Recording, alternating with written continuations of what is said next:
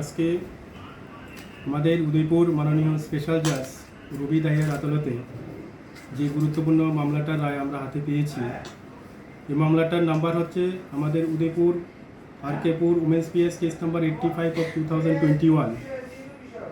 এই মামলায় অভিযুক্ত আসামি হচ্ছে আমাদের উদয়পুর ভগিনী নিবেদিতা স্কুল, যাকে আমরা উদয়পুর গার্লস স্কুল বলে জানি। এই বিদ্যালয়ের শিক্ষক শ্রী অধীর চন্দ্র দাস, ওনার বিরুদ্ধে অভিযোগ ছিল উনি বিদ্যালয়ে শিক্ষকতার পাশাপাশি উনি উদয়পুর জগন্নাথ দিঘির পশ্চিম পাড়ে একটা টিউশন সেন্টার চালাতেন। ওই টিউশন সেন্টারেরই স্টুডেন্ট ছিল ভিকটিম, এবং ওই বিদ্যালয়েরও ছাত্রী ছিল। ভিকটিম অন্যান্য দিনের মতন যখন ওনার টিউশন সেন্টারে টিউশন নিতে যাচ্ছিলেন 2019 সালে যে কোনো একটা দিনে, তখন আসামি অধীর চন্দ্র দাস, যিনি শিক্ষক, উনি একটা বাইক নিয়ে ভিকটিমের পেছনে এলেন এবং ভিকটিমকে উনি বাইকে ওঠার জন্য বলেছিলেন, কারণ উনি শিক্ষক এবং উনি ওই টিউশন সেন্টারে যাচ্ছিলেন। একথা বলে ভিকটিমকে উনি ওনার বাইকে তুলেছিলেন। বাইকে তুলে উনি টিউশন সেন্টারে না এসে উনি সোজা ব্রহ্মাবাড়ি ওনার বাড়ির দিকে রওনা হলেন।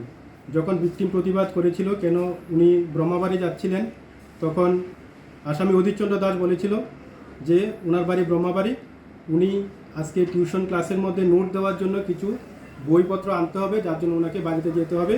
ভিকটিম ওনার সঙ্গেই ওনার বাড়িতে গেলে কোনো প্রবলেম হবে না। তখন ভিকটিম উইথ সৎ উদ্দেশ্যে ওনার সঙ্গে গিয়েছিল। ওনার বাড়িতে যখন গিয়েছিল তখন ভিকটিমকে উনি কোল্ড ড্রিঙ্কস জাতীয় কিছু একটা খেতে দিয়েছিল। ভিকটিম তখন ওই কোল্ড ড্রিঙ্কসটা পান করার পরেই মোটামুটি একটা সেন্সলেসের মতন অবস্থায় ছিল। তখন আসামি অধীর চন্দ্র দাস ওনার ছাত্রী ভিকটিমের উপরে ওনার শারীরিক লালসা উনি চরিতার্থ করেছিলেন, এবং ওই অসংলগ্ন অবস্থার ছবি উনি ভিডিওগ্রাফি করেছিলেন। এই ভিডিওগ্রাফি দেখিয়ে ভিকটিমকে দিনের পর দিন ব্ল্যাকমেল করে উনি বিভিন্ন জায়গায় নিয়ে গিয়েছিল, এবং দিনের পর দিন ভিকটিমকে উনি ধর্ষণ করেছিল। পরবর্তী সময়ে উনি এই ছবিগুলি যখন ভিকটিমের সঙ্গে কথায় মনোমালিন্য হয়েছিল, যখন ভিকটিম প্রতিবাদ করতে শুরু করেছিল, তখন তিনি কিছু কিছু ছবি মোবাইলের ফেসবুকে এবং হোয়াটসঅ্যাপে উনি ভাইরাল করেছিলেন। এই জিনিসটি যখন ওনার ভিকটিমের রিলেটিভরা দেখেছিল, তখন ভিকটিমকে কথাগুলি জানানো হয়েছিল।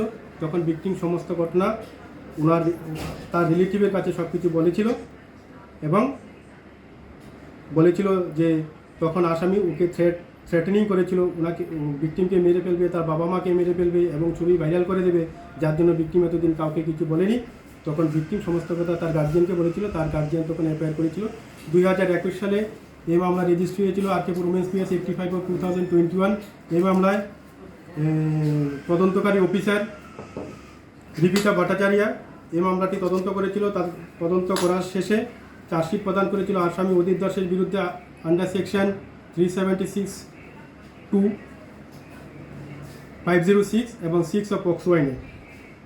আদালতে আমি 17 জনের সাক্ষ্যবাক্য উপস্থাপন করেছিলাম। 17 জনের সাক্ষ্যবাক্য আদালত গ্রহণ করার পরে দীর্ঘ শুনানির শেষে আদালত গত তারিখে এই মামলায় আসামিকে দোষী সাব্যস্ত করেছিল, এবং আজকের তারিখে তার সেন্টেন্স হিয়ারিং হয়েছে, এবং সেন্টেন্স হিয়ারিংয়ের শেষে আদালত আসামিকে পক্সো আইনের 6 নম্বর ধারায় সর্বোচ্চ সাজা 20 বৎসরের কারাদণ্ডে দণ্ডিত করেছে।